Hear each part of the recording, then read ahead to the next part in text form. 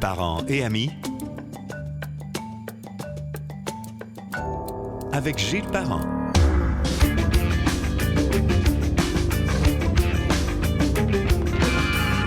Salutations, bonjour tout le monde. Gilles Parent vous accueille à Parents et amis, un podcast ou balado si vous préférez, qui reçoit des gens que l'on considère intéressants.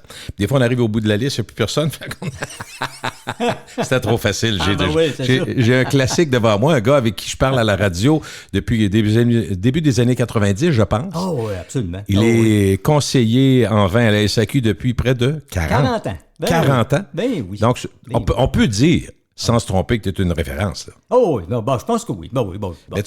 Mais l'avantage de travailler longtemps, là, c'est que tu connais plein de choses. Ben oui, tu en apprends tout le temps de plus en plus. Même à chaque jour, on apprend des choses là-dedans. C'est ça qui est le fun dans ce métier-là, c'est jamais Il n'y a pas de fin. Hein? Il n'y a pas de fin. C'est jamais fini. Tu penses que tu connais tout, mais non, tu trouves d'autres choses. Il y a d'autres portes qui se rouvrent. Il y a des nouveaux marchés, il y a des cépages qui sont modifiés, il y a des emballages, on est rendu là avec les canettes, il y a tout ça, puis les bouchons. Des nouvelles techniques, puis... oui. C'est pas plate. Non, jamais. Donc, Christian a fondé sa propre entreprise en animation et dégustation de vin. Ça aussi, je vois passer des petits Facebook. Ça veut dire que tu as de l'activité là aussi? Ah oui, absolument. Le principe, c'est des groupes d'amis qui se font... C'est des clubs. En fait, on a des clubs de dégustation, des gens qu'on rencontre à peu près une fois par mois, 8 fois par année. Puis on a toujours des thèmes avec eux autres. Là, ça peut être une région, ça peut être des cépages, ça peut être une dégustation. Un cabernet, un cépage particulier. C'est ça. Ça peut être un cabernet de différents pays. Là, juste des rosés, mettons. Exactement, c'est ça. Puis il y a des dégustations à la maison aussi. Tu sais, les gens peuvent se ramasser, un petit groupe d'amis, 8-10 personnes, puis on arrive avec les vins, les verres, puis... Le homard, ah non, ça, la nourriture, c'est nous autres. Oui, ça, c'est une autre affaire. Mais ça, on fait une dégustation de leur choix, puis les gens sont contents, c'est le fun, parce qu'il y a toujours de quoi apprendre, puis surtout, là, c'est pas guindé, mais pas du tout. Tu sais, on est là pour apprendre et avoir du plaisir. Tu sais, le vin, c'est un plaisir, il faut que ça le demeure. En plus, absolument. C'est ma devise. Ton site, c'est christianmartel.net. Absolument. Alors, vous retrouvez toutes les petites... en fait, il fait des saviez-vous que, des questionnaires, des réponses à des courtes questions. Finalement, ce qu'on fait, nous autres, depuis des années, t'en regroupes, t'en as des nouvelles aussi. D'ailleurs, j'ai pigé dedans. Parce qu'aujourd'hui, on va comme on fait d'habitude, on va parler de certains éléments plus circonstanciels. Là, on parle j'allais dire du temps chaud. Mais là, on est le 22 mai, puis on gèle. On gèle encore. Mais on sait que ça va changer, puis on sait qu'avec le réchauffement de la planète, un jour, ça va se réchauffer. Donc, on a l'été qui s'en vient, les vacances. Fait qu'on on pense plus. Puis, écoute, tantôt, on va en parler, mais j'allais dire, quand arrive l'été, on pense rosé, mais je me rends compte qu'il y a du rosé à l'année. Maintenant, oui. Oh oui. C'était pas de même avant, là. Non, avant c'était surtout un vin estival. Mais maintenant, là, il y en a à l'année, parce que tu peux prendre ça avec n'importe quoi. Tu sais, tu peux prendre ça avec du saumon, tu peux prendre ça avec du poulet. Le homard, ça ferait-tu ce temps-ci, c'est le temps du homard? Oui, ça ferait. Mais c'est pas idéal. Que moi, je trouve qu'un blanc, c'est encore mieux. Mais tu sais, ça serait mieux qu'un rouge, on s'entend. OK, oui. Moi, des fois, j'ai du fun avec ça, parce que il y a des gens qui nous arrivent et ils disent « Ah, ben moi, là, du blanc, même pas ça, j'en veux pas. » Non. Ben, avec un homard, je vais prendre quoi? Ben, écoutez, je pourrais vous conseiller peut-être un pinot noir.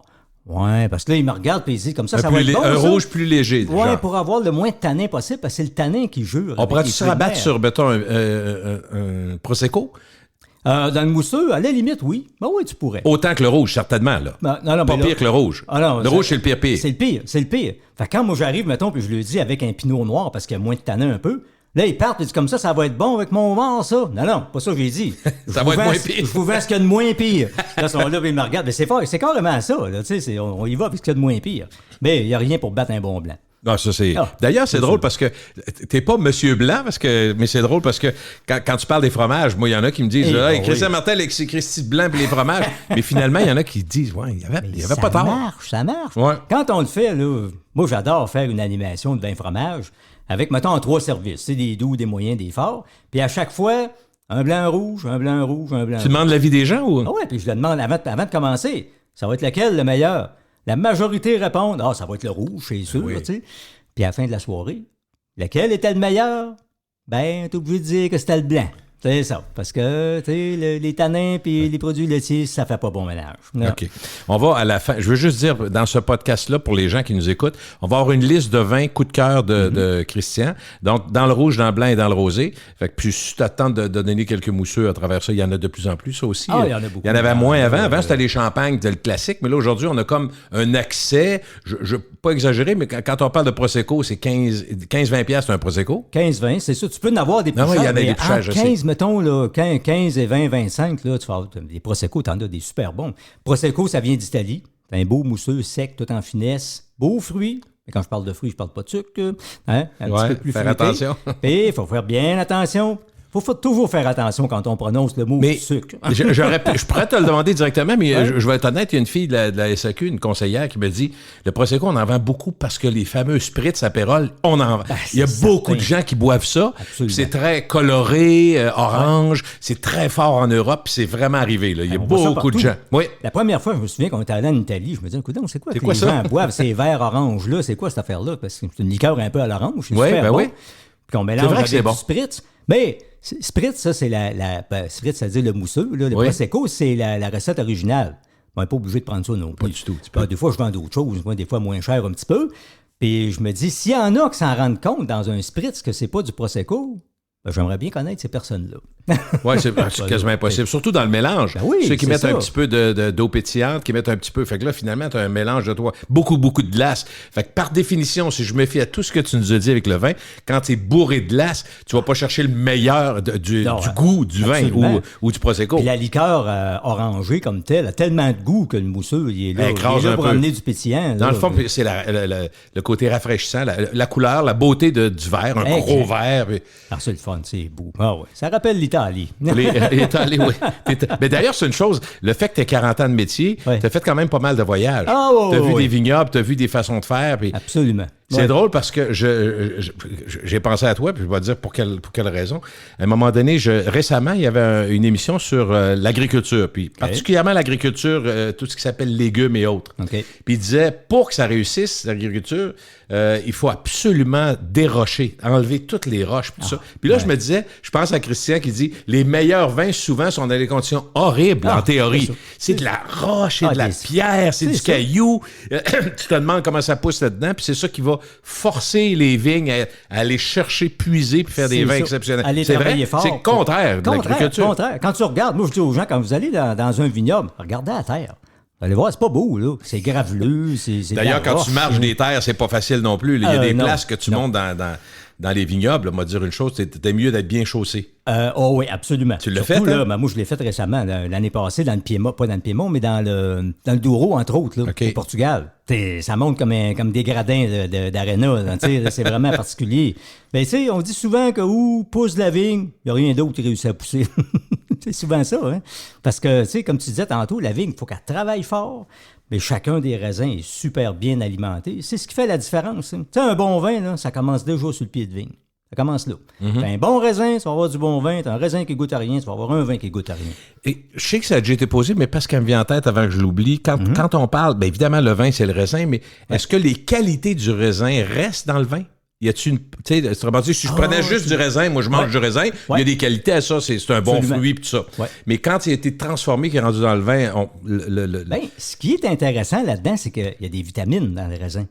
Puis les vitamines demeurent actives dans le vin. OK, donc ça, c'est pour ça qu'on en boit d'ailleurs.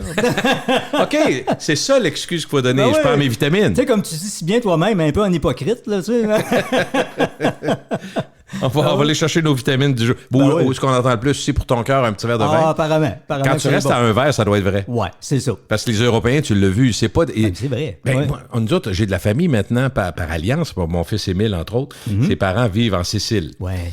Puis on a un mariage en Sicile. Je te raconte ça, mais c'est tellement drôle. Deux choses. Faut que je te raconte 2-3 affaires liées à ça. C'est un gros mariage. Puis tu sais, les Italiens, quand ils marient, c'est sa première fille. Il y a 3 filles. La première fille qui est mariée, fait que c'est la fin du monde, comprends-tu? Et comme ils sont dans un monde où lui-même a des vignobles, il y a des oliveraies. Donc tu comprends que... Bon. Et moi, quand il me dit, on va payer ça à 2... Là, je fais une face. Moi, j'ai pas de vignoble, j'ai pas ci, j'ai pas ça, j'ai pas 5 maisons. Mais le point, c'est pas ça, c'est de voir à quel point on a eu du plaisir, d'une part, et à quel point aussi Je suis en train de perdre mon idée complètement. Je me suis mis à tirer partout. Mais allons-y avec la réception. C'est plus ça qui est drôle. Ça. La réception, Monet, lui, le fait est qu'il trouve qu'on boit comme des cochons. Arrête donc, toi. On boit beaucoup. Il trouve qu'on boit. Les Américains, il y a beaucoup d'Américains, mais les Canadiens, entre autres, il a remarqué les Québécois. Ben, je t'explique. Okay. C'est un mariage, toutes sortes d'invités. Et à un moment donné, une des choses qui est dite, c'est que, vu qu'il fait très chaud, évidemment, en Sicile, puis ça se passe au début septembre, il fait encore très, très chaud. Oui, c'est prévu que dans un gros récipient, il va y avoir 2-3 bières italiennes, Peroni, Moretti et autres, dans de la glace, tout ça. Fait que lui, il calcule au nombre d'invités, mettons qu'il y avait 150 invités, tout ça, les Italiens boivent moins de bière, ils en boivent, mais tu sais, c'est que bon. Alors, il fait un calcul. Juste te dire, la soirée commence, mettons, après la réception, c'est-à-dire la célébration, puis mettons qu'à 8 h du soir, ça commence, puis ça va aller jusqu'à 3 h du matin. À 9 h moins quart, il n'y a plus une bière. Pardon? À quelle heure? À 9 h moins quart. 45 minutes après le début, il n'y a plus une bière. Ah, ouais. Lui a prévu faire jusqu'à 3 h du matin. Fait que tu vois le genre. OK. Fait que c'est ça. On boit une bière de soif. Oui, absolument. Puis le vin aussi, c'est que la différence fondamentale, c'est que c'est vrai. Parce que c'est une des choses dont on parle beaucoup entre amis, puis dans des discussions sur le vin, le plaisir qu'on a à boire du vin, recevoir des amis, le contexte, tout compte. Là. Mais souvent, c'est la quantité. On boit vite. Moi, je sais que je bois vite. Puis mais eux autres, là, ils vont en prendre presque à tous les jours. Mettons, un verre au dîner, des fois un ou deux au souper, mais ça arrête là. Que ça soit lundi, vendredi ou samedi, tu comprends? Mais nous autres, la fin de semaine arrive puis on se pompe. C'est ça qui arrive, tu sais, puis on ouvre une bouteille. Tu le vois, la SAQ, j'imagine. Jeudi, vendredi, là, ça sort, hein? On va dire une chose, là, le vendredi après-midi, là, puis le samedi aussi, là, mais le vendredi après-midi, c'est quelque chose. Oui. Mais tu sais, la fin de semaine arrive. Puis des fois, le jeudi, parce qu'on entend le mot jeudi des fois. Là, au lieu de une ou deux bouteilles, des fois, c'est 4-5. C'est 4-5, c'est ça. Mais on est tous pareils. Hein? On ouvre une bouteille, puis on n'aime pas le gaspillage. Hein? Fait que, on veut voir le fond. Là, on s'en va direct au fond. Mais c'est vrai que des fois, on est porté à prendre ça un petit peu vite, puis on l'apprécie moins. C'est ça l'affaire. Tout aussi. Comme, je retiens deux choses, on l'apprécie moins. Boire trop vite. Et l'autre affaire, quand tu me dis boire trop froid. Mettons que du blanc, tu goûtes plus rien. Le rouge, trop froid, ça goûte plus rien non plus. Ça goûte plus rien non trop plus. chaud, c'est désagréable. C'est désagréable. Fait que la maudite température, c'est une des affaires qu'on te parle le plus, peut-être? Ça, là, non, on n'en parle pas assez, justement. Parce que, je te dis, moi, là, je sais pas combien de fois que je dis aux gens, parce qu'on a des frigos au magasin. Ben oui. Jusqu'à temps que vous n'ayez plus. Exactement. J'allais le dire quasiment pour le moment. Là, mais pour l'instant, vous n'avez. Puis c'est ça, ils sortent la bouteille. Ben, glacé quasiment, là. Ces frigos-là, il fait peut-être bien 4 là-dedans. Moi, je leur dis, prenez pas ça à cette température-là. Là. Tu sais, moi. Si elle est dans le frigidaire, t'as sors quoi? Une demi-heure avant, 20 minutes? Une quinzaine de minutes. 15-20 minutes. Surtout l'été, là, une quinzaine de minutes. Moi, je laisserais ça sur le comptoir 15 minutes avant de toucher à ça. Je te pose une question. Mais il fait chaud, puis dehors, je sers du blanc. S'il sort du frigidaire, ça veut dire que je l'amène dehors, mais je ne l'englace pas. Je le laisse à la table. Tu peux laisser ça. Oui. Puis à un moment donné, il va réchauffer. C'est ça que c'est plein soleil, c'est autre chose. Oui, c'est ça. Tu peux prendre un seau à glace avec de l'eau dedans. Mais tu laisses pas ça dedans tout le temps. Tu sais, tu la mets dedans, mais t'en sors. Tu sais, à un moment donné, il commence à être trop chaud, on va le remettre dedans un petit peu. Frais sans être froid. Tu sais, le blanc, là, ça des fois, on entend ça, il commence à être trop chaud, mais c'est pas le vin. Ouais, c'est ça. Ça arrive. Ça arrive. Certains jeux ça. Un peu par rapport à ce qu'on disait tantôt, absolument. Absolument.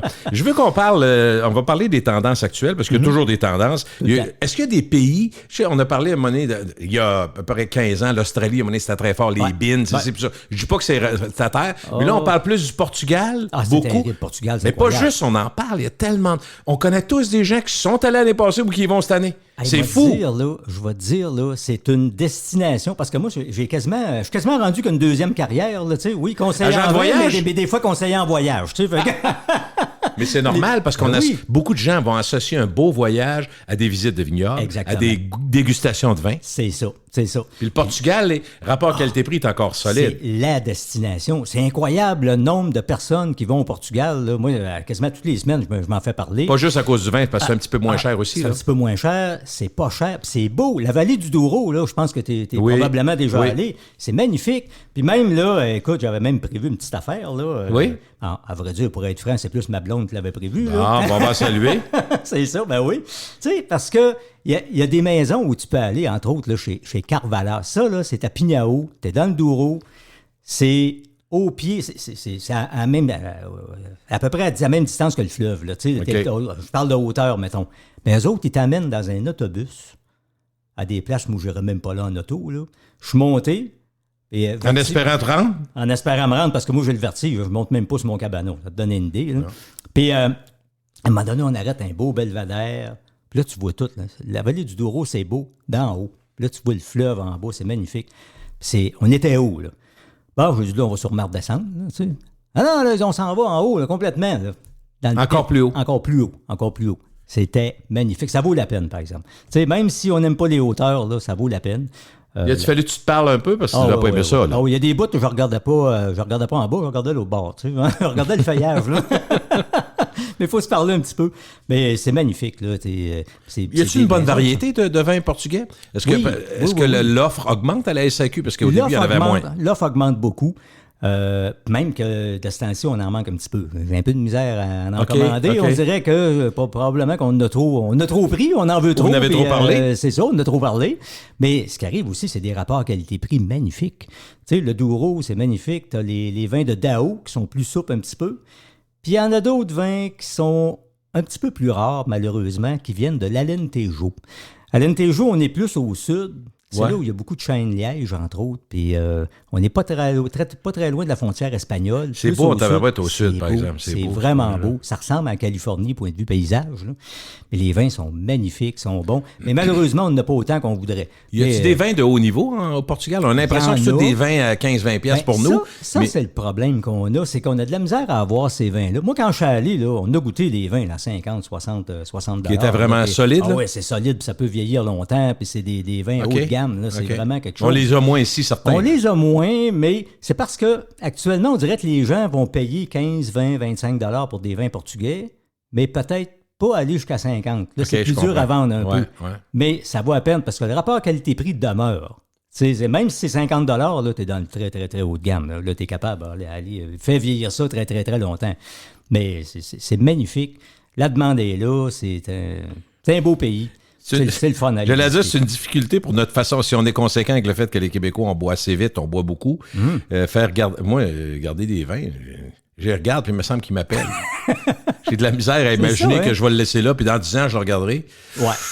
Je sais qu'il y en a qui le font, puis il y en a qui le font de façon exceptionnelle, puis il y en a d'autres qui regrettent en vieillissant, tombent malades, puis disent mon Dieu, j'aurais dû le boire. Oui. Mais c'est vrai pareil. Il y en a qui le font de façon exagérée. Il y en a qui vivront jamais assez vieux pour goûter à leur vin. Goûter tous les vins qu'ils ont chez eux, c'est impossible. C'est de valeur, là. Puis effectivement, un vin de garde que tu as gardé longtemps, puis qui a une signification, mettons, tu l'as acheté à un moment précis où il y avait une signification dans ta vie. C'est ça. Puis que tu le prends pas dans des bonnes conditions, tu l'apprécieras pas de la même façon. Fait que c'est l'équilibre. Ça me fait penser à notre vie, à nous, puisqu'on, tu sais, l'argent qu'on garde de côté, ce qu'on dépense, on se dit, j'en ai-tu assez pour me rendre vieux, mais tu sais pas, là. Tu sais pas. Puis pour le vin, ben, si tu gardes ça, tu dis, je vais en boire, mettons, quand je vais avoir 75, mais si tu te rends pas. Ben, c'est ça. On a tous une date d'expiration, mais on ne la connaît pas. Ben, c'est mieux de même, là. Oui. Mais tu sais, mais il reste que. Faut pas les garder trop longtemps. C'est fait pour boire. T'as-tu tant de monde que ça, parce que ça fait 40 ans que tu veux, je veux pas vieillir, ça réalité. Non, c'est bien correct. Qui te parle, ou y a-tu une tendance différente? Mettons, il y a 25-30 ans, on parlait plus de vin de garde, puis aujourd'hui, c'est plus pour boire. T'as-tu encore des gens qui achètent ça des vins de garde? C'est ça la question? Pas tant que ça. Moi, là, je vais te dire. Je suis pas surpris. Là, mettons. Dans un mois, quelqu'un qui va acheter des vins de garde, des fois, c'est même pas une fois par mois que je me fais demander ça. Tu sais, les gens, là, ils veulent consommer tout de suite. Puis d'ailleurs, les producteurs se sont ajustés à ça. 90% des vins qui sont vendus maintenant, c'est prêt à boire avec ces sur le marché. Là, il y en a l'offre s'est ajustée à la demande. Exactement. Ils font des vins aujourd'hui qui ont plus de fruits, qui sont plus faciles à prendre en jeunesse. Mais autrefois, c'était pas ça. Les vins, il fallait les garder. Ça se peut-tu que les maniaques, ceux qui ont des caves à vin à pu finir, passent aussi par des intermédiaires qui vont passer par la SAQ pareil, mais tu comprends, mettons, un restaurant ou quelque chose comme ça, pour commander des vins qui n'existent pas. En fait, la SAQ est toujours là parce que c'est l'État, là, mais tu comprends ce que je veux dire? Il y en a qui passent par une caisse de 12, 2 chums, 6 chacun, qui valent 80$ chaque. Ça, il y en a. Même de Okanagan, n'importe où, mais qu'on n'aura pas à SAQ, mettons. Ce qu'on appelle l'importation privée. C'est ça. Pour avoir des produits là, qui sont différents. C'est peut-être plus ceux qui gardent leur vin qui font ça. Ou ceux qui ont plus de moyens, là? Oui, ceux qui ont plus de moyens ou ceux qui veulent des vins tout simplement différents. Mais c'est sûr que la plupart, je te dirais, oui, c'est des gens qui vont garder des vins chez eux là, pour faire vieillir pendant longtemps. La plupart, oui, je te dirais oui. Parlons de la SAQ, ce qui est en magasin, ce qui me frappe, puis qui a dû frapper bien du monde, 2-3 affaires, puis je veux voir si c'est populaire ou c'est juste parce qu'on nous met ça d'en face. Mais quand on arrive aux caisses de la SAQ, c'est évident maintenant le nombre de mix. Ah, c'est terrible. Du gin avec tellement que moi, j'en perds. Je me dis, d'après moi, il y a des conseillers qui ne savent même pas tout ce qu'ils ont tellement qu'il y a de produits. Écoute, je vais être franc avec toi, là, j'en fais partie. Il y a trop de produits qui arrivent. Surtout, avez-vous gin et telle affaire? Peut-être. Surtout que moi, je suis principalement dans le vin. C'est ta ça spécialité. mon dada, puis des fois, c'est une clientèle plus jeune qui arrive. Avez-vous telle sorte de mix? Là, le nom ne vient pas. Là. Attendez un peu. Il faut que j'aille à l'ordinateur, puis tenez ça. Bon, puis des fois, oui, on a 240 canettes. Mais ils sont où? C'est à ce point-là, des fois. Là, ah oui? C'est comme tu dis, il y en a en avant des caisses, il y en a partout dans les frigos, mais c'est populaire. C'est populaire. Des mix, en canette? En canette, c'est ça. Beaucoup en canette. Mettons un gin tonic, il est déjà fait. C'est déjà fait. Après ça, un spritz, c'est déjà fait. Exact, on se casse pas la tête, c'est ça. Puis ça, on comprend que c'est le prêt à boire, dans le fond? C'est ça. Prêt à boire, c'est ça, exactement. D'ailleurs, on appelle ça comme ça, des prêts à boire. OK. Ça me fait penser à quelque chose de drôle un peu, parce qu'à un moment donné, on a des promotions des fois, puis il y avait eu une promotion sur les prêts à boire. OK. Puis un client qui m'était arrivé, puis il dit je voudrais savoir, ça, c'est un vin qui est prêt à boire. Ben oui, vous pouvez le prendre là, comme ça, il est en spécial. Non, pas ça qu'on veut dire dans le prêt à boire. Là. Prêt à boire, c'était les produits, mais il pensait que prêt à boire, c'est la date de péremption, autrement dit. C'est ça. Autrement dit, tous les vins qui n'ont pas besoin de vieillir. C'est là, faut que tu boives ça là. Mais non, c'est ça. Faut que tu le boives hier. Il y a j'ai remarqué qu'il y a de plus en plus de canettes. Surtout pour les mix, là, mais pour les bières aussi, évidemment. Pour les bières, oui, c'est ça. Puis même pour les vins, on voit un petit peu... Parle-moi donc, goût et conservation, est-ce que c'est aussi efficace qu'une bouteille? Je ne saurais pas te dire, parce que je n'ai pas beaucoup fait l'expérience moi-même, mais il y en a qui me disent que dans certains prêts à boire, comme on parlait tantôt, en canette, ça n'a pas le même goût. Mais je ne l'ai pas vérifié moi-même, je ne saurais pas te dire. Mais il n'y a pas d'école de pensée qui dit que c'est mieux, là. C'est supposé être neutre. Tu veux dire, c'est peut-être mieux pour tout le reste, pour l'environnement, comme on sait, là, parce que... Mais par contre, tu comprends qu'un grand Bordeaux, dans une canette, on fera le saut, là. Oui, on fera le saut. On n'est pas prêt de voir ça nécessairement. Non. C'est une question de prestige aussi. C'est sûr. Déjà qu'avec les capsules dévissables, on a un peu de misère. Je comprends. Puis surtout sur les grands vins. Mais surtout... Y a-tu des pays qui sont un peu plus avant-gardistes là-dessus? Qui vont aller à du 20, 50, 60 piastres, mais puis dévissables? Ça, c'est encourageant? C'est encourageant? Ben oui. Encore cette semaine, j'ai reçu un Pinot Noir de la Nouvelle-Zélande, 90 $, avec une capsule dévissable. Toi, ça t'offusque pas? Pas du tout. Moi, je suis content. T'es vendu à ça? Je suis de bonne humeur. Parce que ça, regarde, ça élimine presque totalement la possibilité d'avoir un vin bouchonné. Si tu décides de ne pas toute la prendre, comme tu fais souvent, là, tu veux que tu la revisses, c'est ça, tout simplement. Alors, moi, je la revisse, puis après ça, ma main part de l'autre bord. Par dévisse. C'est juste pour voir si ça vissait bien, si ça dévissait bien. Les filets sont pas brisés. Oui, c'est ça. Non, c'est ça, tu sais. Parce qu'il y a tellement d'avantages là, à avoir ça. Mais c'est une question là, de prestige. Parce que même en France, on a beaucoup de misère avec ça. Même il y a beaucoup de producteurs français qui me disent là, des capsules dévissables, ça reste ces tablettes. Les gens n'en veulent pas. OK. Parce que c'est l'habitude, le prestige. Ça. Exact. C'est pas aussi prestigieux, mais... Puis c'est correct. Mais tu sais, d'une certaine façon, c'est pas si grave que les producteurs fassent ça, c'est à toi de voir. Mais moi, je pense qu'il y en a beaucoup qui le font parce qu'ils sont convaincus qu'ils vont avoir moins de pertes. Au bout de la ligne, pour le producteur, c'est... c'est beaucoup mieux. Quand tu as des pertes en pourcentage, mettons une coupe de pourcentage de pertes, c'est énorme sur une année au volume. Là. C'est beaucoup. Tu sais, moi, là, si je te vends un vin, là, puis je te le vends, puis je t'en parle, puis il est un petit peu bouchonné, ça, il n'y a rien de pire. Des fois, il y a certains vins qui sont tellement bouchonnés, là, ça embaume la pièce, ça sent la vieille carte. Trompe même pas. Ça, jamais que tu vois. Le problème, là, c'est quand il l'est un petit peu. Là, tu n'es pas sûr. Même des fois, entre habitués, on n'est pas sûr. Mais là, il y a des gens qui vont le boire pareil. Là, ils vont dire, ouais, il m'a pas vendu un bien bon vin ce coup-là, il n'était pas dedans. Puis c'est pas bon pour le producteur, parce que là, tu dis, ce vin-là, finalement, il n'est pas bon, j'en rachèterai pas. Puis finalement, il était correct. Mais c'est cette bouteille-là. C'est cette bouteille-là uniquement qu'il n'était pas correct. Mais c'est ça le problème. C'est ça le problème des vins bouchonnés. Mais je dois dire qu'il y en a moins qu'avant. Ah oui? Hey, à un moment y a-tu moins de retours? Le voyez-vous par les retours? Ah oui. Puis il y en a moins qu'avant parce que, écoute, si on recule là, d'à peu près une quinzaine d'années, dans les premiers temps, ou même un peu plus longtemps que ça, là, quand on en faisait ensemble, c'était entre 5 et 7 %. C'est énorme, là. Tu fais quelque chose. Là, c'est en bas de 5 % assurément. C'est peut-être descendu à 2, 2,5 %. Il y en a beaucoup moins. Ce qui arrive, meilleure méthode, ils font attention. Maintenant, tu as peut-être déjà vu, tu as beaucoup de bouchons de liège qui sont faits en aggloméré. Il y a la compagnie Diam, entre autres, des IAM, là, qui font ces bouchons-là. Et c'est comme tous des petits morceaux de liège, mais avec un liant alimentaire, avec un liant. Mm-hmm. Puis, apparemment que ça élimine la possibilité d'avoir des vins bouchonnés. Donc, les bouchons de liège sont plus performants. Plus performants qu'avant. Puis même, j'avais vu à un moment donné dans un vignoble en Italie, ils testaient, eux autres, les bouchons pour les vins haut de gamme, parce que les bouchons sont plus longs dans ce temps-là. Puis les vins haut de gamme, ben, tu essaies d'y faire attention. Là. Mais il y avait un test avec un liquide qui leur permettait d'aller voir s'il y avait des problèmes de bouchonnage avec ce liège-là. Mais ça coûte, c'est un processus qui coûte extrêmement cher. Donc, c'est pour ça qu'ils le gardaient pour les vins haut de gamme. Mais tu sais, on ne faisait pas ça avant. Là. Mais heureusement, il y en a beaucoup moins. Il y en a encore, mais c'est beaucoup plus rare que c'était. Dans le fond, est-ce que je résume bien quand on dit, bon, il y a le liège, évidemment, bouchon dévissable, il y a aussi les bouchons en plastique? Bouchons en plastique. Bouchons en plastique, c'est bon aussi, mais dans le court terme. OK. C'est parce assurément pas pour garder. Non, pas l'idéal. Parce que les vins ont tendance à s'oxyder. Ce qui arrive, c'est qu'avec le temps, le plastique a tendance à perdre son élasticité. Oh.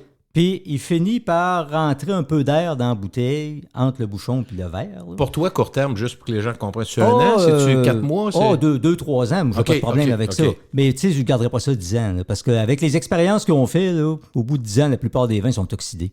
Donc, c'est pas bon. Okay. Tu sais, l'oxydation, un peu comme... Fait qu'on va le voir dans le rosé plus? Tu vas voir ça dans le rosé. Le blanc d'entrée de gamme. Moins cher un peu. Là, tu vas voir là, tout.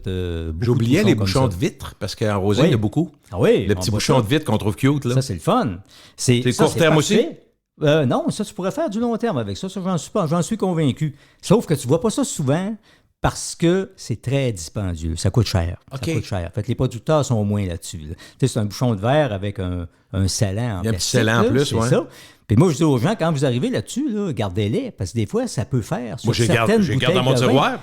Souvent, ça fait. Tu sais, c'est pas tout le temps la même grandeur, mais des fois, une bouteille que tu n'as pas pris au complet, tu peux la reboucher avec ça. Il n'y a pas de problème. C'est cute, c'est le fun. Ben oui. Dans les produits qui sont populaires, tu fais une couple de fois que tu en parles, juste savoir si la montée continue avec le vin orange. Bon, le vin orange... Faut que tu m'en parles d'abord pour situer aux gens. C'est quoi le vin orange? Le vin orange, ben, c'est pas un vin qui est fait avec des oranges, on s'entend.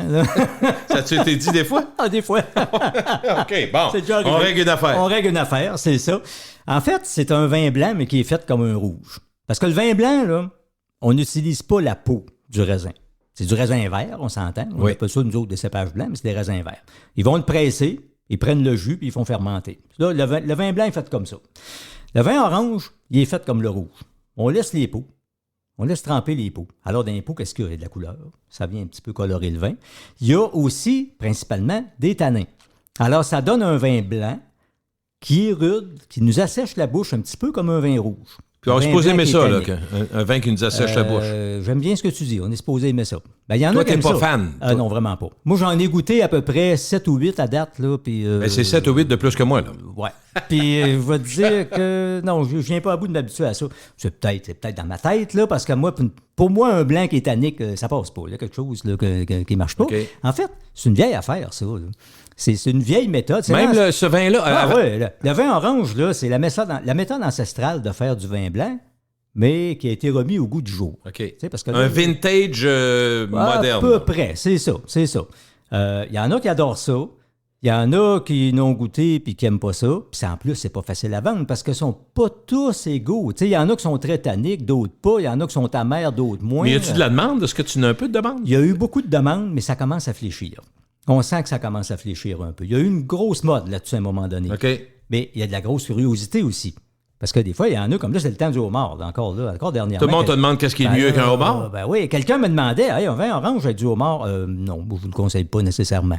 Bon, premièrement, je n'ai pas fait d'accord mes vins avec ça, mais de ce que j'ai lu là-dessus, apparemment, le vin orange avec des mets vietnamiens, par exemple, ou encore indiens, ça pourrait bien passer. Okay. Mais on aime ou on n'aime pas, hein. Mais parce que tu parles du homard, on est dans la période jusqu'au 15 juin, 15-20 juin, puis cette année, il est moins cher, fait qu'il s'en vend. Hein? Je peux t'annoncer que ceux qui sont allés se sont rendus compte qu'à 7 piastres, là, il sort. Puis c'est bon. C'est bon. Mais est-ce que si moi, je te parle d'accord mes vins, puis je reçois du monde, tu vas me dire, OK, est-ce qu'il y a du beurre à l'ail dans votre affaire? Est-ce qu'il y a du citron sur votre homard? Ça change tout, j'imagine? Ça change tout. Si je le prends straight, si je le prends juste un petit peu de beurre, tu vas me dire, peut-être, vas-y avec un chardonnay, je sais pas, je dis n'importe quoi, là, tu me le diras. Mais le fait que je mette du citron, mettons, ou du beurre à l'ail, tu sais... Moi, j'ai plus de misère avec le beurre à l'ail. Pour l'accord, tu parles? Pour l'accord. Okay. Ouais, parce que ça prend énormément de goût, puis le goût de l'ail n'est pas facile à marier avec le vin. Par contre, le citron, il peut avoir un certain avantage. C'est l'acidité? À cause de l'acidité. Parce que l'acidité dans le plat fait baisser gustativement l'acidité du vin. Fait que ça peut juste améliorer un petit peu au goût. Mais idéalement, c'est de le prendre, comme on dit, avec rien, de le prendre straight. Là, en théorie, avec ouais. du homard, tu recommandes quelle sorte de blanc? Tout de suite, du chardonnay. Pourquoi? Parce que, écoute... Il est plus rond? Oui, parce que si tu compares ça, tu sais, la viande de homard, je dirais pas que c'est sucré, là, mais tu sais, c'est un petit côté pas loin de sucré. Là, puis le chardonnay est exactement dans le même sens. Tout en étant sec, beaucoup de fruits, pas trop d'acidité, mais ça demeure quelque chose de sec. Puis, tu as sûrement déjà entendu parler de François Chartier. Oui, ben oui. Qui a fait des recherches moléculaires. Complètement, ben oui. Quasiment de la chimie, lui. C'est c'est de la chimie qu'il faisait. C'est ça. Puis lui, François Chartier a établi que le homard et le chardonnay ont des molécules aromatiques communes. Oh! Ce qui fait que quand les deux arrivent ensemble, ben ça explose. Là. C'est le bonheur total. C'est parfait. Tu me donnes quasiment faim et soif. Absolument. Puis des types de chardonnay trop beurrés, ça sera pas mieux? Là, moi, j'ai pas de problème avec ça. Fumé? Ben, c'est pas fumé, mais c'est boisé. C'est le bois qui fait la différence. C'est le terme qu'on dit, oui. Tu as des chardonnays français en Bourgogne, comme des Macons, par exemple, qui sont pas boisés du tout. Il y en a qui aiment ça comme ça. D'autres, ça lui fait rien un petit peu boisé. Moi, j'aime bien qu'il soit boisé un peu parce que ça amène une complexité qu'il n'y aurait pas normalement. Parce que le chardonnay, c'est un cépage un peu fade. C'est pour ça souvent qu'il est boisé pour lui donner un petit peu donner plus du de torque caractère. un peu, ouais. C'est ça, exactement. Puis un peu boisé avec le homard, moi, j'ai pas de problème avec ça. Mais là, ça reste à la discrétion des gens. Moi, souvent, je le demande. C'est le goût, ouais. Voulez-vous que ce soit boisé ou pas? Un petit peu boisé ou pas. C'est mieux de dire un petit peu parce que bois, c'est un peu comme sucre. Faut pas en parler trop. C'est un peu moins la mode que ça développe. Pendant que tu ouvres la porte sur le bois puis le boisé, je sais qu'il y a des méthodes. D'ailleurs, toi, tu m'avais surpris avec ça. C'est pour ça que je veux qu'on revienne là-dessus. Mm-hmm. Il y a des compagnies qui mettaient carrément des copeaux de bois dans le vin. Puis il y en a qui mettaient... évidemment, habituellement, c'est le baril qui va faire l'effet du bois. Mais qu'est-ce qu'il y en est dans les utilisations puis ta façon de voir ça, toi? Le boisé, entre guillemets, c'est toujours un peu naturel, mais naturel par le baril ou encore on tire des copeaux dedans, ce qui peut sembler une hérésie quand on ne sait pas. Mais toi, tu m'avais dit, t'as peu, fais attention. C'est peut-être pas si fou que ça. Moi, j'avais déjà fait, justement, on parlait tantôt de mes articles, j'avais déjà fait un article, puis le titre, c'était, justement, tu sais, hérésie ou ingéniosité. Dans le sens que... C'est une folie ou c'est peut-être une bonne idée? Moi, personnellement, je trouve que c'est une bonne idée. Explique-moi ça. Dans le sens que... Écoute, un tonneau, là, c'est rendu... tonneau français, là, 2500, 3000 $ pièce. Oh! Coûte cher, là. OK. Tu vas t'en servir... Ouais, pour un. Tu vas t'en servir à peu près 3 fois. Après ça, t'es obligé... C'est ça. T'en vas en récupération, on peut rien faire avec ça. Et, bon, l'avantage aussi du tonneau, c'est qu'il y a la micro-oxydation. C'est-à-dire que par rapport avec le bouchon, rentre un petit peu d'oxygène qui assouplit un petit peu les tanins. Mais ça peut se reproduire autrement. Mais dans des vins d'entrée de gamme, des vins moins chers, tu sais, des vins tu vas payer 18, 20 $, tu sais, utiliser des tonneaux à 3000 $, là, pas sûr qu'ils font ça tout le temps. Ils vont prendre des copeaux, des morceaux de chêne, les mêmes là, qui ont servi à faire les tonneaux. Ils peuvent les griller, la même chose qu'ils font avec l'intérieur du tonneau. Faites tremper ça un peu dans le vin, dans la cuve de fermentation qui est en inox. Ça peut être comme des genres de planches qu'ils mettent aussi. Puis même, j'ai déjà lu, ils vont recycler des tonneaux avec ça. Ils vont leur donner vie. Tu sais, un tonneau qui n'a plus rien à donner, il n'y a plus d'essence de bois. Là. Ils mettent un peu de copeaux à l'intérieur du tonneau pour y donner... redonner un peu de goût de bois. Puis le plus drôle de l'affaire, c'est qu'ils ont fait des tests avec ça, avec des sommités dans le domaine, des grands dégustateurs. Pas à l'aveugle, j'espère, pour les poignées. Ils se sont fait prendre. Ils n'ont pas été capables de voir la différence. Tu peux pas voir la différence. C'est impossible à savoir. C'est-tu du tonneau? C'est-tu des copeaux? Bien malin, celui qui pourrait... C'est bien clair que tu bois pas ton vin avec des morceaux... Non, il reste pas du copeau. Non, ça a tout été filtré. Puis la plupart du temps, c'est mis dans un sac là, qui font tremper, un peu comme une poche de thé. Je comprends très bien. C'est un peu la même chose. Mais ça va transmettre le goût. Ça transmet le goût, c'est ça. Puis la micro-oxydation peut se faire autrement aussi, par ce qu'on appelle du microbulage. Dans le fond, ce que tu dis, Christian, c'est que les vins d'entrée de gamme ont réussi à les rendre meilleurs tout en gardant un prix accessible. Ben oui, c'est ça. Parce qu'on fait une méthode qui n'est pas aussi chère que la méthode traditionnelle. Elle n'est pas aussi chère, puis les résultats sont là. Ben pourquoi? Pourquoi on se raconte? Tu sais, moi, j'ai jamais trop compris ça. Mais ça, c'est des copeaux, c'est épouvantable. Comment ça, c'est épouvantable? C'est pas épouvantable tant que ça. Si ça peut permettre d'avoir un vin de meilleure qualité à un prix qui est intéressant, ben pourquoi pas? Et si les grands spécialistes se font prendre à l'aveugle, ça veut dire quelque chose, ça marche. Exactement. Ça veut dire que ça fonctionne. Tu peux pas déterminer, ça c'est un tonneau, ça c'est du copeau. ça fonctionne pas comme ça. Non. Y a-tu des... Est-ce que les classiques, j'allais dire, tu sais, un bout de temps, ensemble, je me rappelle, ça fait longtemps, là, tu sais, qu'on fait des chroniques, puis un bout de temps, tu me disais, ben là, les Français, les gens les trouvent trop chers, là, puis après ça, tu me dis, il y a comme un retour, les vins français reviennent, on en vend plus. On est où dans les tendances? Je sais que l'Italie, la France, l'Espagne, il y a beaucoup de producteurs, puis le Portugal, puis il y a d'autres pays, là, puis les États-Unis, évidemment, il ne faut pas les oublier. Mais y a-tu une tendance de pays qui sont forts présentement? Il y a une tendance vers les pays, les anciens pays. Il y a une tendance. OK, Italie, France, entre autres. Tu sais, on remarque, là, même la France. J'ai plusieurs clients qui me disent, sais-tu, je reviens au vin français, là, je reviens à ça. Quelle région qui est... On parle tout le temps à Bordeaux, mais il y a bien d'autres places. Hein? Entre autres, les Côtes-du-Rhône. Les Côtes-du-Rhône, c'est des très, très bons vins. D'ailleurs, c'est pour ça que j'ai choisi d'aller là comme prochaine destination. Ah oui? Tu as parlé du Languedoc aussi au sud. Il y a des bons vins. Là. C'est le pays du rosé, entre autres. Principalement la Provence. La Provence, oui. Principalement la Provence. Dans le Languedoc, tu as des beaux vins rouges. Tu sais qu'en Provence, là, c'est 90 de la production de rosé. Hein. C'est 90, fou. Il faut y aller pour le... Moi, je suis allé visiter, j'ai adoré ça. Oui, c'est ça. Ça laisse pas grand place pour les rouges et les blancs. Hein. Parce que les terres, c'est une question d'identité, ou les terres sont meilleures pour faire du rosé? Pas c'est vraiment. Une question d'identité. Oui, parce que dans le fond, ils pourraient le faire. Il pourrait faire des blancs facilement, c'est ça que tu me dis? Ils pourraient en faire, c'est ça. Puis des rouges aussi. Mais tu sais, quand tu penses à la Provence, tu penses à quoi? Les vacances. Les vacances. Le rosé, ça va ensemble. C'est une belle idée quand même, parce que dans le fond, ce que ça représente, ce qu'elle évoque pour nous, les vacances, justement, puis combien de gens vont en Côte d'Azur, en bord de mer, c'est quelque chose. C'est ça. Tandis que le Languedoc, à côté, lui, on va plus aller dans des vins rouges, beau rapport qualité-prix. Puis les Côtes-du-Rhône, moi, j'ai toujours dit, les Côtes-du-Rhône, c'est les grands oubliés. Ah oui? Mais parce que, tu sais, quand on parle de la France, on parle des grands Bordeaux. Tout le temps. On parle des grands Bourgognes. On parlait du Languedoc-Roussillon aussi pour les rapports qualité-prix. Puis les Côtes-du-Rhône, on n'en parle pas. C'est quelle région exactement, Côte-du-Rhône? Au centre? C'est au centre de la France? C'est en fait le prolongement sud de la Bourgogne, si tu veux. OK. Tu as la Bourgogne, puis tu t'en vas vers la Provence. Mais tu n'es pas en bord de mer. Tu n'es pas en bord de mer encore. OK, c'est ça. Non, tu n'es pas en bord de mer. Alors que Bordeaux, les Bordelais, t'es plus bord de l'eau. L'Atlantique, c'est ça. Je comprends. Parce que ça change beaucoup pour la culture, tu es d'accord? Oui, parce que les Côtes-du-Rhône, c'est même divisé en deux. Tu as la partie sud, où est Châteauneuf-du-Pape, par exemple. Puis ça, c'est 95 de la production des Côtes-du-Rhône est là. Au nord, tu as un petit 5 mais des vins de très haute gamme. Tu sais, on parle des Hermitages, des Cornas, des Côte-Rôties, des Cros-Hermitages, des Saint-Joseph, là, des vins de Syrah, autant que possible. C'est vraiment très, très Il n'y a pas de volume, là. Moins de volume. Il y a moins de volume. Il y a moins de volume, mais c'est de la haute qualité. Okay. Tu sais, c'est vraiment... là. Puis même... Tu sais, t'as des beaux Côtes-du-Rhône à 20, 25 $, puis la qualité est là, je vais te dire. Puis des blancs aussi. Honnêtement, c'est le genre de produit, si t'en as entendu parler, si tes amis t'en ont parlé, ou vous allez voir un conseiller de la SAQ, dans le fond, il y en a beaucoup qui connaissent ça plus que nous. Parce que si tu dis, je voudrais un Côte-du-Rhône, si le choix est trop vaste, puis là, tu vas y aller par le prix, est-ce que le prix, c'est toujours un bon indicateur? Oui, puis les maisons. Tu sais, le prix, en général, le vin, on a pour le prix qu'on paye, en général. C'est sûr que oui, t'as des pays meilleurs rapport qualité-prix un peu que d'autres. On a parlé du Portugal tantôt. Mais en général, tu en as pour le prix que tu payes.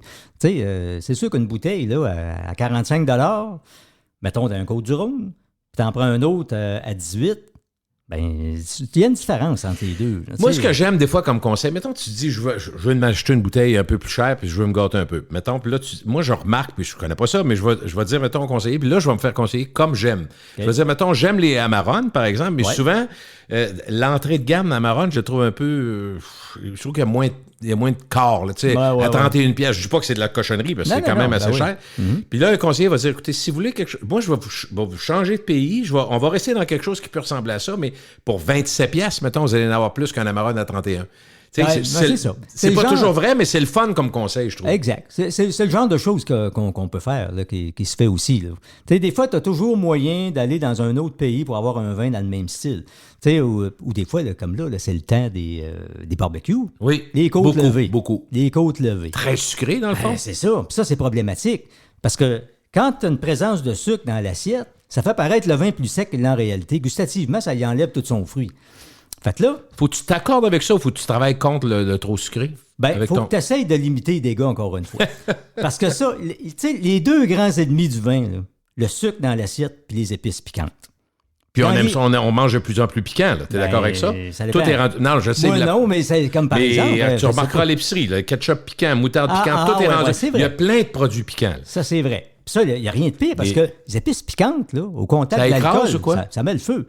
Hein? OK, au contact de l'alcool, ça devient encore plus... En bouche, là, avec l'alcool, ça met le feu, là. Écoute, ça brûle. Fait que là, comment tu veux goûter ton vin correctement? Puis le problème du sucre, comme je disais tantôt, ça y enlève du fruit. Alors, ça met en relief son acidité puis en même temps les tanins. Alors, à ce moment-là, c'est pas ça que tu veux. C'est quoi le compromis, d'abord? C'est quelqu'un qui fait un gros barbecue, là? Ben là, les côtes levées, moi, mon cépage préféré, c'est le Zinfandel. Oh! Ouais, le Zinfandel. Pourquoi? Parce que c'est très fruité. Parce que le Zinfandel, là, même les gens me répondent, ouais, mais là, c'est pas mal fruité. Ça, ouais, pas bien ça. Ouais, mais attends un peu. Là. Quand tu y goûtes, tu vas y goûter tout seul, OK, je suis d'accord avec toi, c'est fruité. Mais quand tu vas le prendre en mangeant, il va te paraître pas mal plus sec. Mais il va en rester. Tu sais, il va se faire enlever du fruit à cause du sucre de ton assiette, des côtes levées, mais il va en rester. Si tu pars avec un pinot noir, qui est très, très sec au départ, très square, l'acidité et des tanins, pas bon. Et puis, ce sera pas bon. C'est pas bon. Puis bien, des fois, les gens, ils me disent, ah, moi, sais-tu, là, Zinfandel, là, t'as bien beau dire ça, mais j'en veux pas. OK. Mais là, il faut aller ailleurs. Qu'est-ce qu'on a comme vin qui a beaucoup de fruits? Ben, ça peut être, par exemple, un Merlot de la Californie ou encore un Grenache espagnol. Grenache, qui est un cépage qui amène beaucoup de fruits. J'aille pas ça, le Grenache. C'est ça. Ben, t'as pas beaucoup de tanins, un petit côté épicé, plein de fruits, avec de quoi de sucré, c'est parfait. Ça va bien aller, ça va passer. Tu sais, il y a toujours moyen, là, ou encore un ripasso, par exemple, là, qui a plein de fruits également, l'italien. Y a-tu des cépages comme tels qui sont en montée, qui sont forts présentement? Ben, écoute... Ou c'est les classiques aussi? Tu disais qu'il y avait un retour au vintage des pays. Oui, c'est sûr. Mais t'as un cépage, entre autres, dans le blanc, là, qui est le Gruner Veltliner. Et Batins. Et boy, ouais, on est où, là? Là, on est en Autriche. À Scrabble, on serait payant avec ça. Ah ouais. Absolument. Le Gruner Veltliner. On est en Autriche, dans un vin blanc qui est très sec, aucun bois, avec une bonne acidité, et aussi un goût d'un mot qu'on entend de plus en plus, mais qui est un peu abstrait, là, minéral. Et Batins, on va pouvoir en parler. C'est quoi un vin minéral? Absolument. C'est quoi un vin minéral? C'est très à la mode. Hein? Il y a beaucoup de gens qui en veulent. Si toi qui es allé en Europe une couple de fois, ce qui est très drôle, c'est qu'en Europe, tu peux te faire prendre quand tu veux, mettons, une eau pétillante. Si tu demandes une eau minérale, ils vont dire avec bulle ou pas de bulle. Là, pour moi, dans ma tête, une eau minérale, c'est toujours avec des bulles. Pour nous autres, mais c'est une erreur. Minérale, elle peut être plate. Elle peut être plate puis avec des bulles, c'est vrai. Oh, le vin minéral, c'est quoi un vin minéral? En fait, c'est une notion un peu abstraite. Ce que ça veut dire, c'est que un vin minéral, c'est un vin qui n'est pas boisé en partant. Okay. Un chardonnay boisé, ça peut pas être minéral. Okay. Parce que minéral, c'est un peu des arômes, là, des cailloux mouillés, tu sais, après une pluie. Là, tu sais, c'est ce que ça sent. Là. On n'est pas dans le fruit, on est dans d'autres choses. Ça sent un verre de terre. Ouais, ouais, c'est ça. Et aussi, écoute, c'est des vins qui sont très, très secs, avec un petit côté acidulé. Est-ce qu'un Chablis premier cru serait minéral? Oui, un Chablis serait minéral. Il peut être considéré comme minéral. Parce qu'il va être moins beurré, il va être moins rond. Exact. Hein, un Chablis, c'est très plus sec avec une bonne acidité. Puis tu vas avoir la même chose aussi dans un Sancerre, par exemple, avec le Sauvignon, sec avec une bonne acidité. On n'a jamais de bois, pas trop de rondeur, c'est-à-dire pas trop de fruits. C'est un goût que les gens apprécient de plus en plus, ça je comprends? Oui. Il y a une demande pour le minéral. Il y a une demande pour ça, beaucoup. Est-ce qu'en définition, quelqu'un qui va dire un vin très sec, tu as plus de chances d'avoir un minéral s'il est très sec? Oui. Ouais. C'est surtout blanc. Hein. C'est ça que je veux dire, surtout blanc. Le rouge minéral... Non, pas vraiment. C'est pas impossible, mais c'est très, puis très rare. Les mousseux, minéral ou pas, ça change. Les mousseux, ça sont pas mal toujours assez secs et acides aussi. Puis c'est drôle parce que les mousseux, tu sais, les gens regardent beaucoup les taux de sucre. Hein. On en a déjà parlé. Hein, mais moi, toi, tu m'as convaincu, puis Isabelle Huot, qui est quand même docteur en nutrition, elle dit arrêtez de faire des calculs. C'est 1 litre, c'est calculé sur 1 litre. Fait que votre 750 ml, déjà, il y en a moins. Puis est-ce que vous buvez toute la bouteille ou vous prenez 2 verres dedans? Ouais, arrêtez. Prenez le vin que vous aimez. Mais c'est incroyable. Je le sais, mais le monde n'écoute pas. Le monde n'écoute pas parce qu'on est là-dedans. Tout le temps. Tout le temps. Je te le dis, là, Gilles, on se fait demander. Il y a trop de sucre, votre vin, il n'aime pas ça. D'ailleurs, regarde, là. Ah, ben là. Trop de sucre, 14, non, impossible. Ben non, moi, ça me prend 2 et moins. Ben là, 2 et moins, c'est quoi l'affaire, là? Tu sais, encore dernièrement, tu sais, je lisais que, tu sais, l'alcool, là, c'est du sucre aussi. Tu sais, puis ton sucre dans ton raisin, là, il n'est pas disparu, il a été converti en alcool. Puis ce qu'on a sur les affichettes, c'est le sucre qui n'a pas été transformé en alcool, mais tout ça ensemble, là. Tu sais, il disait qu'il y a même des vins qui peuvent avoir 2, Puis un autre va avoir 5, puis celui qui a 5, il y a moins de sucre que l'autre qui en a 2. Là, parce qu'il n'y a pas que le taux d'alcool qui n'a pas été bien. Tu as juste une partie du problème. Ouais, en même temps, mais c'est dur. Je t'imagine, au bout de 40 ans, tu es quand même un conseiller. Tu ne commenceras pas à te battre dans une SAQ pour dire non, tu donnes ton avis si on te le demande, d'ailleurs. Oui, absolument, c'est ça. Mais j'aime toujours montrer aux gens de faire la part des choses. Comme l'exemple que je donne souvent, une cuillère à thé, c'est 4 grammes. C'est pas mal pire d'une tasse de café que dans toute une bouteille de vin. Juste ça, là, ils sont là, puis ils me regardent, puis ils me disent... c'est une image qui vaut 1000 mots, là. Forte, oui. mais qui est réelle. J'invente rien, c'est réel. C'est combien de... 4 grammes? 4 grammes, une cuillère à thé, un sachet de sucre, 4 grammes. Combien il y en a qui mettent ça dans le café à tous les jours, puis plus qu'une fois par jour? Plus qu'un sachet. Des fois, ça peut être 2, puis des fois 3. Hein? On a tous fait le saut dans notre vie en arrivant dans un Tim Hortons pendant 4 crèmes, 4 sucres.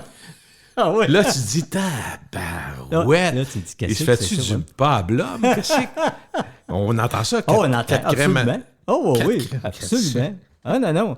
Mais tu sais, ça fait des années que ça dure, puis ça part pas. OK, on est rendu aux questions du public. Ouais. Il y en a tout le temps beaucoup, puis toujours d'envoyer, parce que moi, je garde tout. Tout ce que les gens me disent. Quand M. Martel reviendra, il va revenir avant Noël, là, normalement. Bon. Normalement, à l'automne, puis c'est 3-4 fois par année, d'après moi. À peu près, c'est ça. Ça nous permet de nous rendre compte qu'on vieillit, parce qu'on se voit aux 3-4 mois, nous autres. OK, première question du public. Il y en a qui ont déjà été posées, évidemment, mais ça revient, parce que c'est pas tout le monde qui l'a entendu. Est-ce qu'on devrait toujours sentir le bouchon?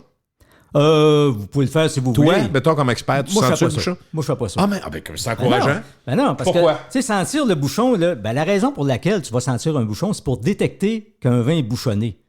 Ça prend une méchante habitude pour faire ça. Parce que, juste sentir le bouchon, c'est sûr que ça sent le liège. Mais tu sais, il va-tu te dire si ton vin est bouchonné ou pas, à moins d'avoir une expérience, là, puis une mémoire olfactive terrible.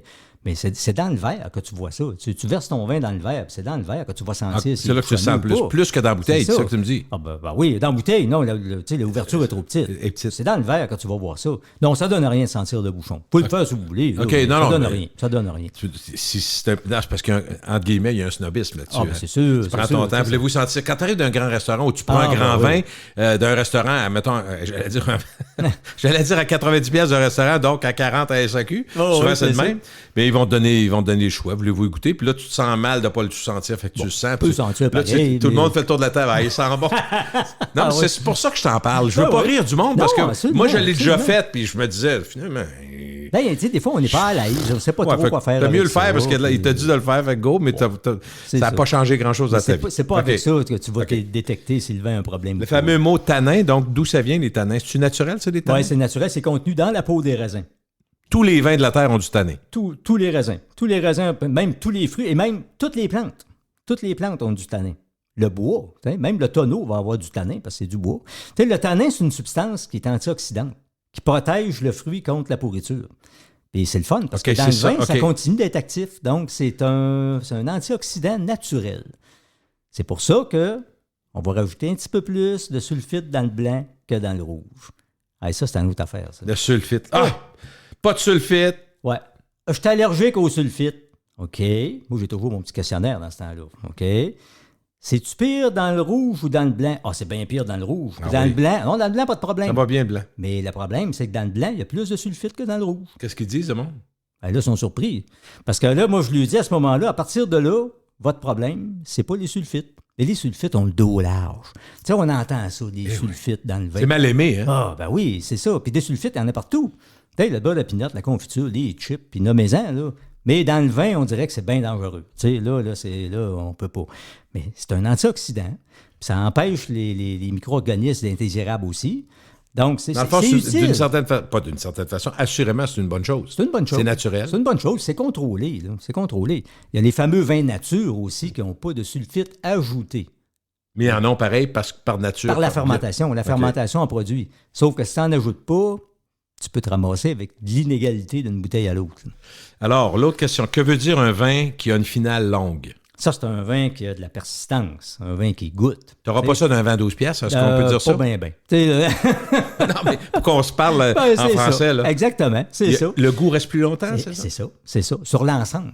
Sur l'ensemble du goût, c'est-à-dire son fruit, son acidité, ses tanins. C'est sûr que si ça goûte encore acide, puis ça goûte juste l'acidité, là, tu n'as plus de persistance. C'est sur vraiment l'ensemble, sur le fruit et l'acidité. Mais plus là, ça goûte longtemps, plus tu as de la longueur. Puis tu as un test facile. Là. Moi, je dis aux gens, là, prenez 2-3 petites gouttes. 2-3 petites gouttes de vin.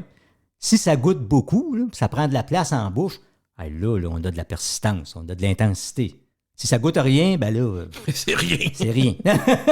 J'ai ri parce que j'ai lu récemment une chose que tu nous avais dite, puis je me suis dit, mon Dieu, il y a des affaires dans la vie, des apprentissages tellement simples ou tellement logiques, puis qu'on n'a pas fait pendant 25-30 ans, on n'a pas manqué notre vie. Mais tu sais, sur le goût du vin, quand tu prends un vin que tu trouves délicieux, qui est agréable, la personne disait, j'en reviens pas de voir à quel point souvent les gens prennent une gorgée puis sacre ça dans la gorge, je dirais que sans le promener dans la bouche. C'est parce qu'il y a tellement de papilles. Il dit, vous manquez tellement. Puis toi, tu l'avais déjà dit, tu avais dit, ben oui, promenez-le dans la bouche, prenez une gorgée, puis faites-le promener dans la bouche, vous allez voir que c'est sèche. Il va être encore meilleur. Puis des fois, tu sais, une Kool-Aid, hein? On dit, ça passe tout droit, là. Tandis qu'autrement, ben, tu sais, même ils disent, tu devrais garder ça une dizaine de secondes. C'est quand même long, une dizaine de secondes. Tu sais, elle passe comme quand on se gargarise. Quasiment, c'est ça, tu sais. Regardez l'acidité et surtout, d'expirer par le nez lentement pendant que vous l'avez en bouche, ça augmente le goût parce qu'on goûte beaucoup avec le nez.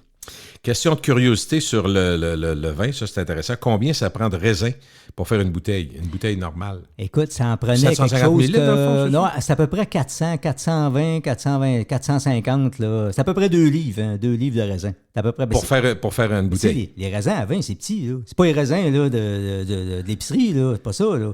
Les raisins de l'épicerie, c'est énorme. Ça. Et j'ai une question pour les gens qui nous entendent. Qui ne s'est pas fait prendre, comme ça m'est arrivé 2 fois depuis le début de l'année 2023, acheter des raisins frais, puis ça arrive à la caisse, ça coûte 14$. Parce que c'est juste de l'eau. C'est pesant. Donc, c'est à la livre. Là, tu regardes spécial, 4,99$ la livre. Mais les gens avertis et plus astucieux que moi, parce que les sacs sont ouverts, on enlève un peu. On aime ça, mais on ne prendra pas gros de même. Non, on ne prendra pas le sac. Moi, le cave, je prends le gros. J'arrive 14,84$. La femme me l'a dit. Elle dit 14,84$. Êtes-vous certain de prendre le raisin? Là, je me dis, OK, c'est 3 sacs de chips, ça va être ça. Je les ai pris pareil. Après, ça en prenait parce qu'on recevait du monde. Okay. Mais si ça avait été juste pour le plaisir, non, j'aurais dit, vous allez m'arrêter ça. Ça m'a dit pareil, là, écoute. Hey. Non, mais là, c'est juste drôle parce que le raisin, par moment, là. On a tous. Moi, j'aime pas ça, enlever quelque chose à la fin dans mon panier. J'essaie de le faire avant, mais maintenant, c'est assez facile. Comme l'inflation est tellement grande que souvent, tu choisis. Tu sais, les voies spéciaux, là. Exactement. Si tu as des oignons verts, des échalotes à 3,95$, tu n'achètes pas ça. Non, c'est ça. Tu vas prendre des oignons. Des céleris à 4$, puis des affaires de même. Ça va assez vite. Est-ce qu'on devrait toujours carafer? Ça, c'est une question qu'il faut que je te demande. On connaît la réponse avec Christian. Ceux qui me connaissent savent bien que moi, je ne suis pas un carafeur. Moi, ma réponse, c'est non. Parce que, écoute, comme je l'ai dit souvent... Tu as fait tous les tests de la Terre? J'ai fait une vingtaine de fois des tests à l'aveugle avec ça, puis ça n'a jamais fonctionné. J'attends encore qu'on m'explique, qu'on me convainque. Est-ce qu'on t'en parle des fois?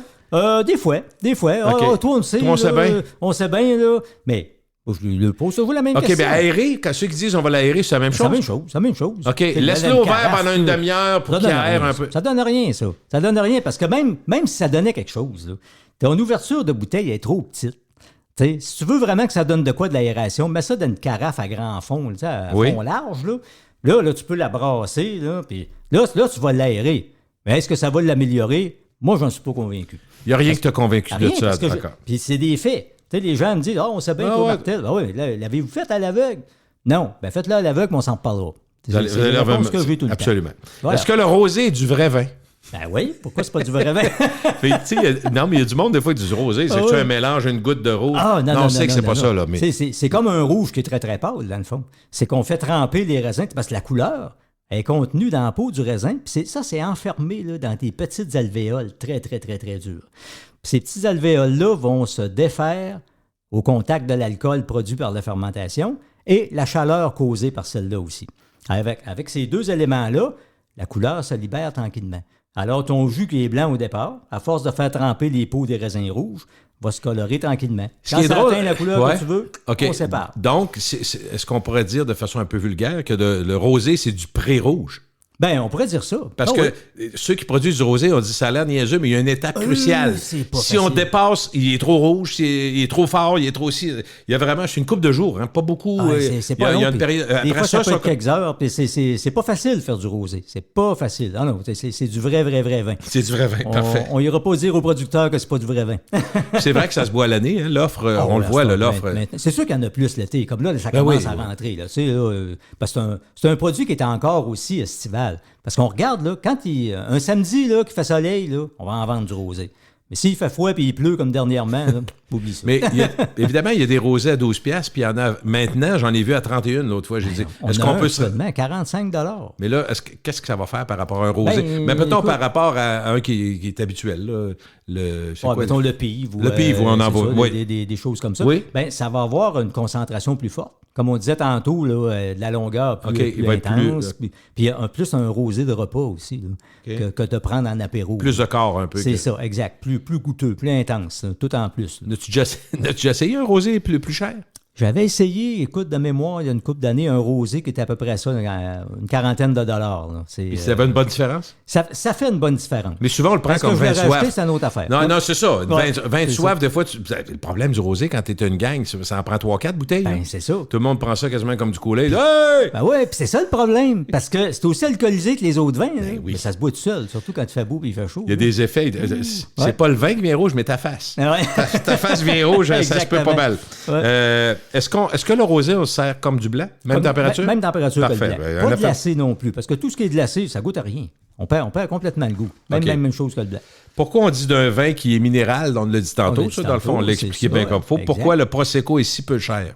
Bien, entre autres, là, ce Prosecco, c'est un vin mousseux italien, mais qui n'est pas fait avec la fameuse méthode traditionnelle ou champenoise. Okay. Tu sais, la méthode traditionnelle qu'ils utilisent en Champagne, c'est la deuxième fermentation en bouteille, s'il vous plaît. Okay. Puis après ça, il faut enlever les dépôts. C'est beaucoup de manutention. Ça coûte cher. OK.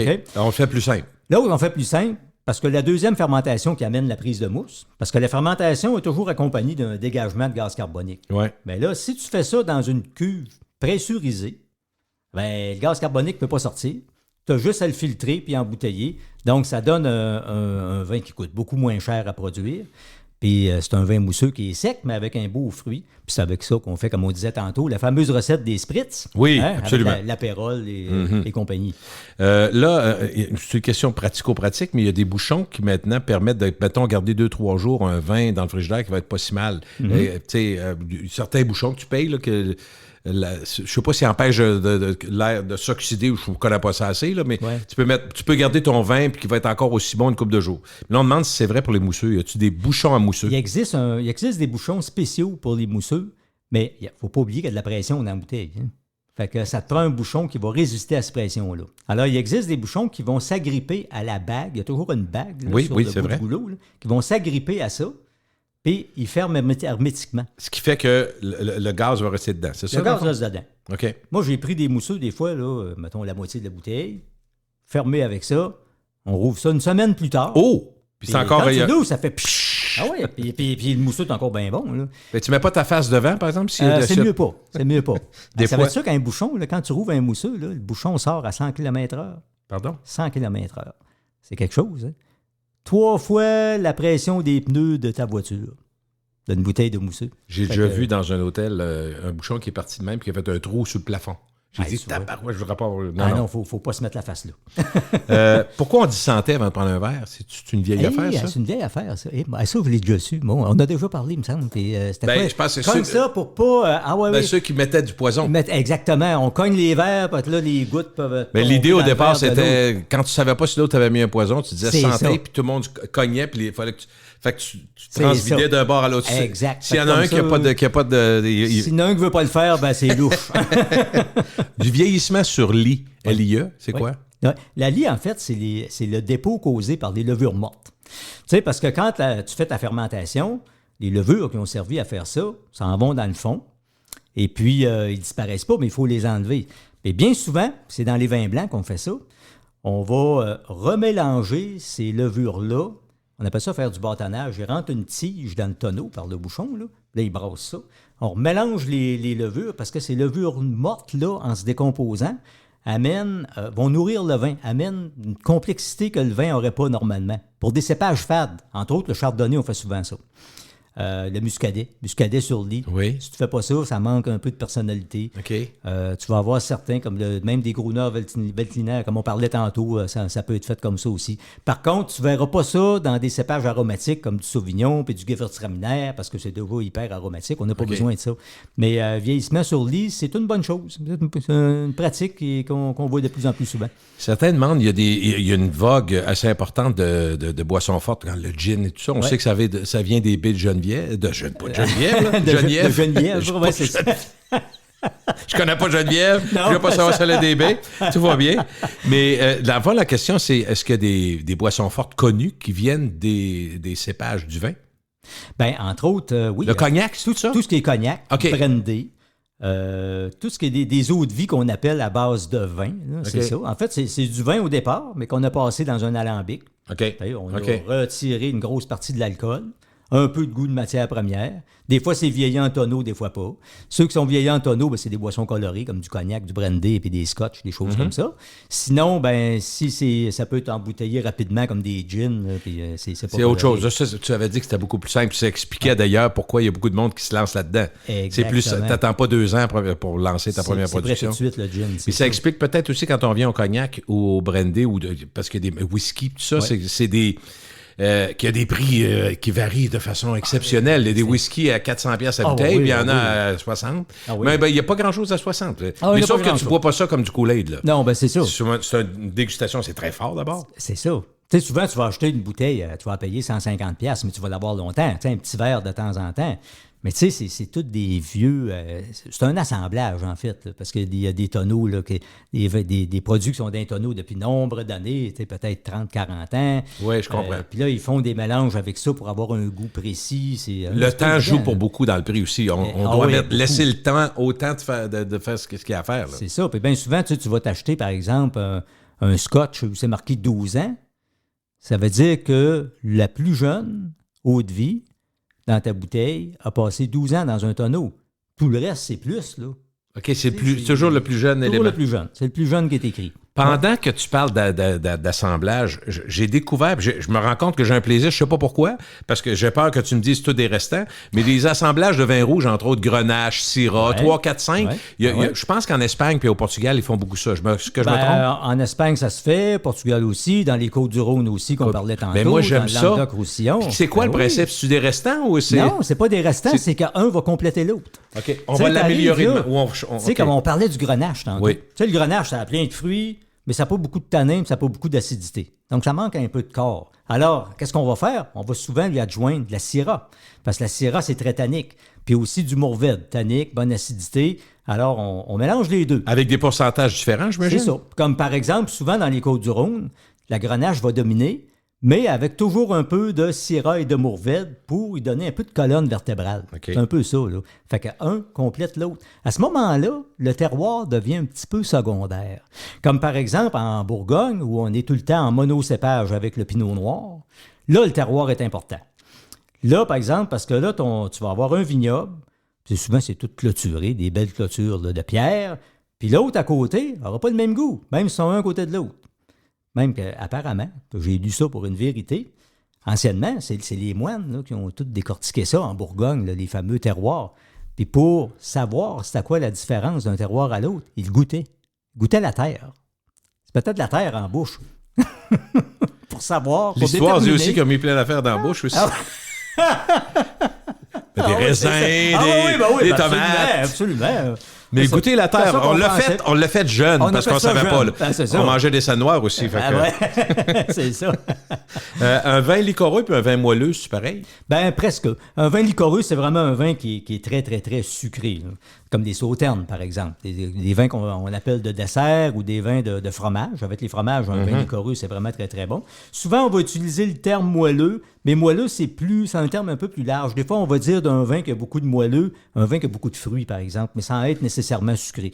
Mais liquoreux, on pense tout de suite à un vin qui est sucré. OK. On est rendu à tes coups de cœur. Hey! Veux-tu nous parler un peu? Ben, tu as quelques idées pour des blancs, des rosés et des rouges. Ça. C'est 5? Tu en as mis 5 de chaque? J'en ai mis 5 de chaque. Je veux rappeler aux gens qu'on va mettre et les codes et les... Je vais tout mettre ça sur mon Facebook. Gilles Parent, c'est assez facile à trouver sur Facebook.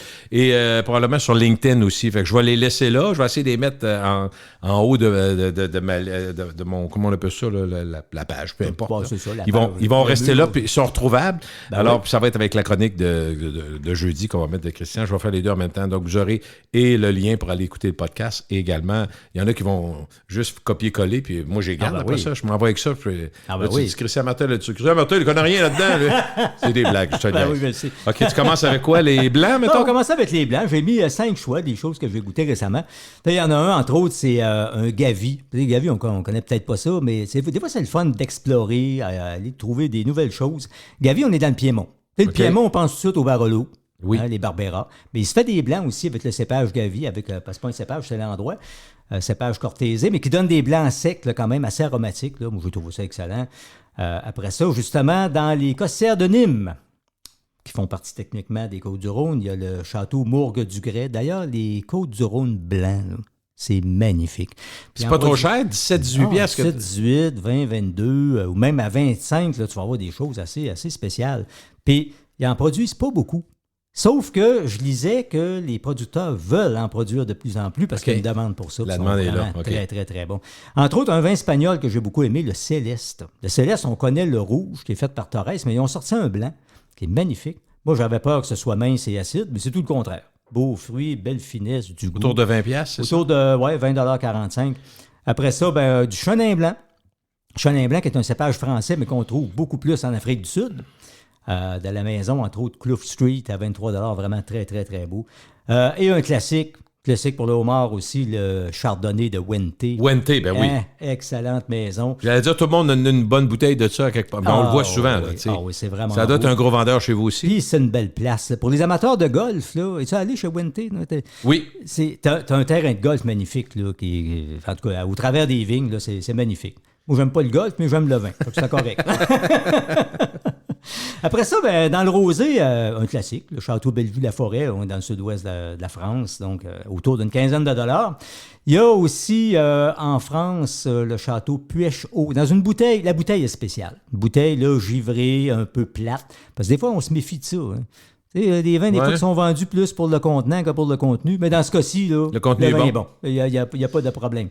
Un autre dont j'ai parlé il n'y a pas longtemps aussi dans mes chroniques, Cibonne Tentation. Ça fait un beau jeu de mots. Oui. La maison Cibonne, C-I-B-O-N-N-E. Ils ont rajouté Tentation. Beau rosé de Provence, justement, à 24 $, très, très beau. Après ça, le vieil avant, un Tavel. Tavel, pas en Bourgogne, mais dans les Côtes-du-Rhône. Une des rares appellations dédiées entièrement au rosé. Un Tavel, c'est tout le temps rosé. OK. Rosé de repas, ça goûte. Puis j'ai même goûté un rosé québécois du domaine Saint-Jacques, en pinot noir. Très bien. Mais tranquillement, au Québec, pour des raisons, vous aviez expliqué, quand on avait reçu Luc Lescarbot, vous deux, vous aviez parlé de la façon de mieux protéger les vignes l'hiver. Les abriants. Oui, puis ce qui fait qu'on en allonge, puis on a des meilleurs vins. C'est encore vrai, Puis les vignes le réchauffement de la planète, c'est ici aussi. C'est juste bon. C'est juste bon. Pour ça, là? Pour ça, c'est très bon. Oui, je suis d'accord avec toi. C'est très bon. Ça permet un meilleur mûrissement des raisins, donc c'est vraiment quelque chose de bien. Puis dans quelques rouges, il y a le Château de Narges aussi, toujours dans les costières de Nîmes, un peu style Côte-du-Rhône, des arômes un petit peu épicés, là, autour de 20 $, c'est très, très, très beau. Dans le Portugal, Portugal, la Flor do Crasto. Magnifique vignoble en passant. C'est pas évident d'y aller, mais un courant. Ça va à peine. On est dans le Douro, là, c'est magnifique. Rendu là, tu as des vues à couper le souffle, là, c'est magnifique. Mais c'est quelque chose. Des petites routes tortueuses et vertigineuses, là, c'est pas évident. Un de mes vins préférés, la Tota. C'est un Barbera d'Asti. La Barbera, là, beau cépage, plein de fruits, une petite acidité, pas trop de tanin, très, très, très beau. Et aussi un Ripasso.